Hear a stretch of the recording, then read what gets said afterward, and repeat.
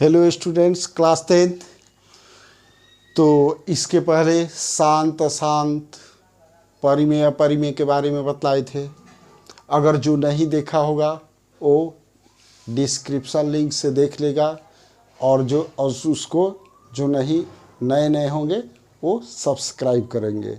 क्यों कि जो भी बताएंगे वो वहाँ पर जल्दी से पहुँच जाएगा। तो आज अब स्टार्ट करेंगे। मेन इम्पोर्टेंट टॉपिक है यूक्लिड लेमा एल्गोरिथम, ये जानना है। तो इसमें दो टॉपिक है, लेमा और एल्गोरिथम। तो लेमा क्या है? एक प्रूव स्टेटमेंट है, उसी के द्वारा दूसरे को प्रूव करना है। और यूक्लिड एल्गोरिथम मीन्स क्या होता है? उससे एचसीएफ फाइंड किया जाता है, और दोनों का फार्मूला एक ही है। दोनों का फार्मूला एक ही है। थोड़ा लिख देंगे तो वो डिजाइन बदल जाएगा। तो सबसे पहले हम लेमा पर आज क्वेश्चन बतलाएंगे। लेमा एक प्रूव स्टेटमेंट है, और उसी के द्वारा दूसरे स्टेटमेंट को प्रूव किया जाता है। तो उसमें क्या जानना होगा? 4 क्लास का डिवाइड के बारे में तो जानना है। तो देखो, जैसे मान लो यहाँ पर 11 दिया हुआ है, 7 से डिवाइड करेंगे तो 1 से जाएगा 7, तो क्या आ गया? 4। तो इसको हम क्या करते हैं? चेक करते हैं। 11 = 7 × 1 +4। तो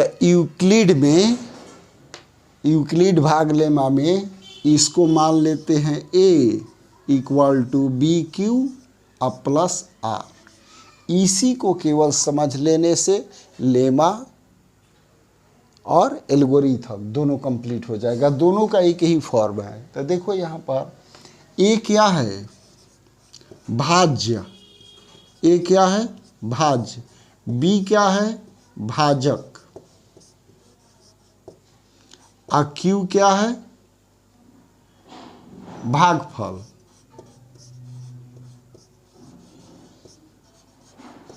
और R क्या है? शेषफल।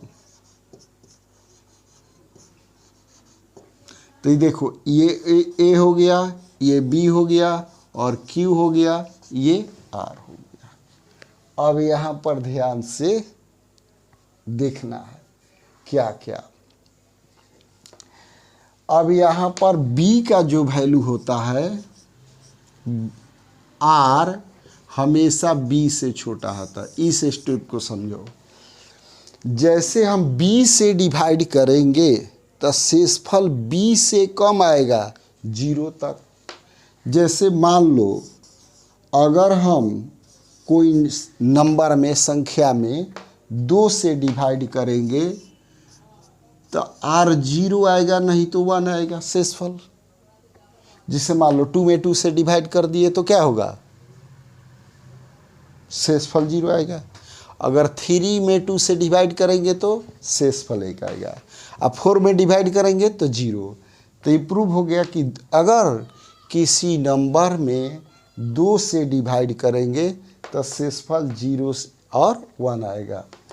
अगर मान लो कोई संख्या में 4 से डिवाइड करते हैं तो शेषफल क्या आएगा? 0 आएगा, नहीं तो 1 आएगा, नहीं तो 2 आएगा, नहीं तो 3 आएगा। 4 नहीं आएगा। नहीं तो 4 आएगा तो 4 से तो कैंसिल हो जाएगा। बस इसी लाइन को समझ लेना है और लेमा फिनिश। यानी जिससे हम डिवाइड करेंगे उससे कम और 0 तक उसका शेषफल होगा। ये अच्छा से समझ में आ गया। अब इस पर देखो क्वेश्चन।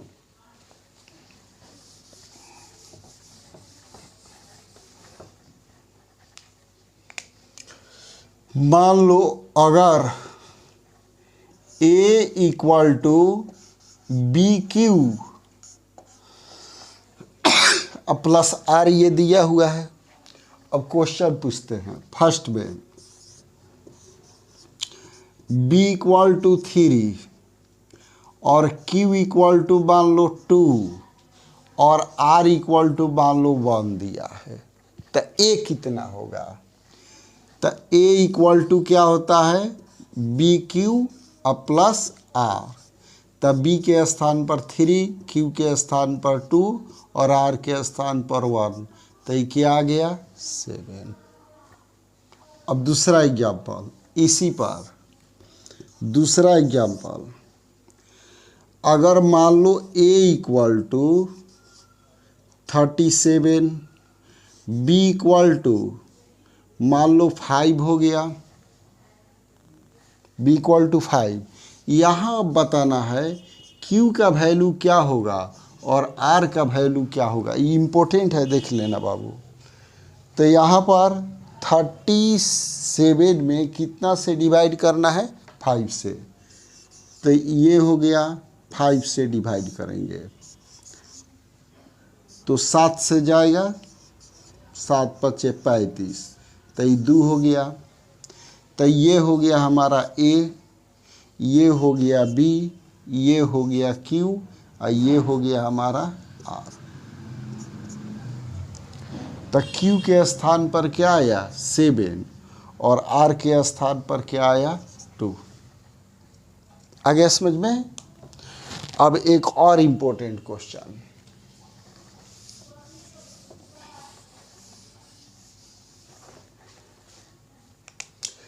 जैसे मान लो क्वेश्चन पूछते हैं a इक्वल टू 5 दिया हुआ है और b इक्वल टू 7 दिया हुआ है, तो q इक्वल टू क्या होगा और r इक्वल टू क्या होगा? अब देखो, अब ऐसे हो गया, 5 हो गया, कितना से डिवाइड करना है? 7 से। तो यहाँ पर ए बी सी जो होता है वो फ्रैक्शन के फॉर्म में नहीं होता है, वो पूर्णांक होता है, 1 2 3 4 होता है, इसलिए वो फ्रैक्शन के फॉर्म में यानी भिन्न के रूप में नहीं होगा। तो ये देखो 7 में कितना से मल्टीप्लाई करेंगे तो 5 होगा, तो इसे तो दिखाई नहीं दे रहा है कि किससे होगा, तो क्या करेंगे? तो नहीं जानता है तो सीख लो, 0 से ले जाएंगे। किससे ले जाएंगे? 0 से। तो 0 में 7 से गुना कर दो, 0, तो ये हो गया 5 शेषफल, यानी Q हो गया 0, R हो गया 5। इसको अच्छा समझ लो। आ गया समझ में? ये बहुत इम्पोर्टेंट है। ये यहाँ पर जब भाज्य कम हो भाजक से, तो भाज्य जो होता है वही शेषफल बन जाता है और भागफल 0 हो जाएगा। एक और एग्जाम्पल ले लो, दूसरा, अगर a इक्वल टू 20 दे दिए और b इक्वल टू 40 दे दिए, अब यहाँ q का वैल्यू क्या होगा और r का वैल्यू क्या होगा? तो डायरेक्ट ये उठाकर यहाँ डाल देंगे, 20 होगा। जब भाजक ज़्यादा रहेगा तो भाज्य ही शेषफल हो जाएगा और ये होगा। अगर इसको चेक भी करेंगे तो आ जाएगा a equal to b q plus r होता है, तो a कितना है? 20, और ये कितना है? 40, और q कितना है? 0, और शेषफल कितना है? 20, तो 20 बराबर 20, ये तो 0 हो जाएगा। तो ये आ गया समझ में? ये भी इम्पोर्टेंट है। अब इसके बाद 2 नंबर में आता है, ये प्रूफ करने के लिए ये क्वेश्चन यहाँ लेमा पर बतला देते हैं। देखो, दिखाए कि धनात्मक पूर्णांक 6q या 6q प्लस 1 या 6q प्लस 2 या 6q प्लस 3 या 6q प्लस 4 या 6q प्लस 5 के रूप में होता है। तो इसमें 3 तरह का क्वेश्चन। पहला ये क्वेश्चन, फिर पूछेगा कि दिखाए कि धनात्मक समपूर्णांक तो धनात्मक सम में कौन कौन आ जाएगा, ये आ जाएगा और ये, यानी धनात्मक सम पूर्णांक 6q या 6q + 2 या 6q + 4 के रूप में होता है।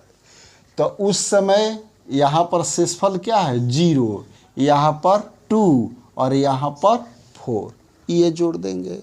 फिर तीसरा क्वेश्चन, दिखाएं कि धनात्मक विषम पूर्णांक 6q + 1 या 6q + 3 या 6q + 5 के रूप में होता है।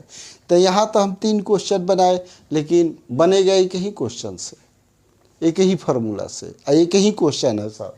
तो यहाँ पर क्या करेंगे, लिखेंगे माना कि धनात्मक पूर्णांक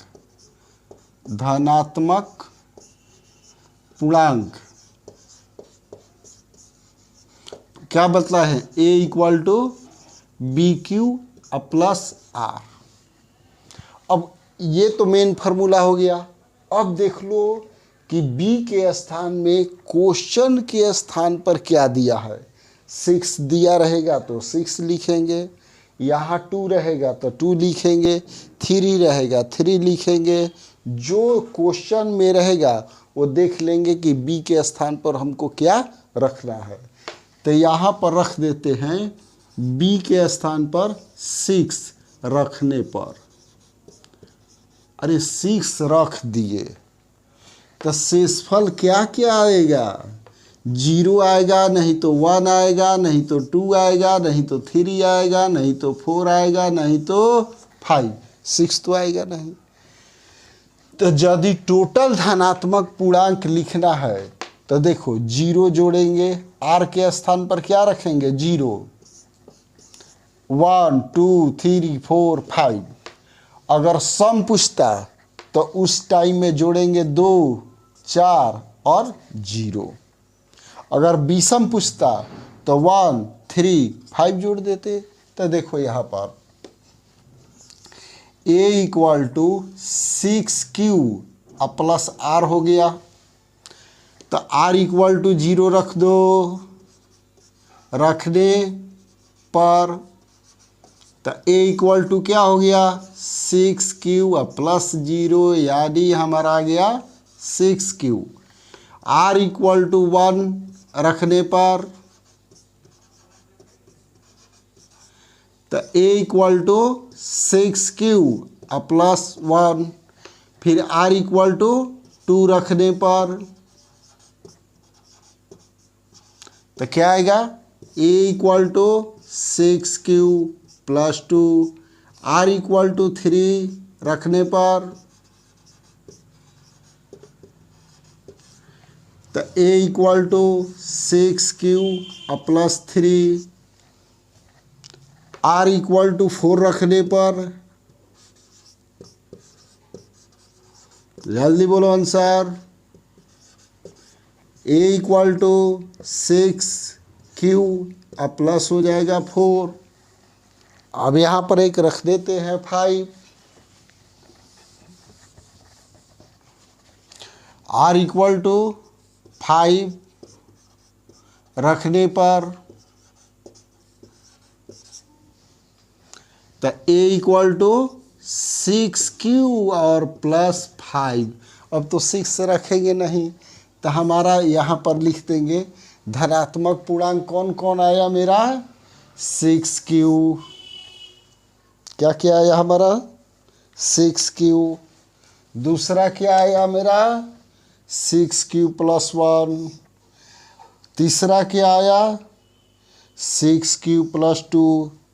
अब क्या आया, 6q + 3, 6q + 4, 6q + 5, यानी इस रूप में। तो अब यहाँ बतला देते हैं लेमा मीन्स क्या बतलाए थे, प्रूव स्टेटमेंट है। इसका मतलब हो गया कि दुनिया में कोई नंबर हो, दुनिया में कोई भी नंबर में अगर हम 6 से डिवाइड करेंगे तो शेषफल होगा 0, नहीं तो आएगा 1, नहीं तो आएगा 2, नहीं तो आएगा 3, नहीं तो आएगा 4 और नहीं तो आएगा 5। इसके सिवा अब कुछ आएगा नहीं। तभी हम यहाँ यूक्लिड के भाग लेमा बतला दिए।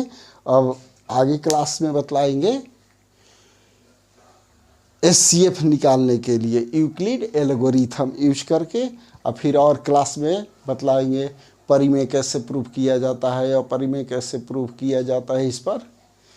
तो आज यहीं पर लेमा का ही बतला दिए, इसको अच्छा से प्रैक्टिस कर लेना होगा।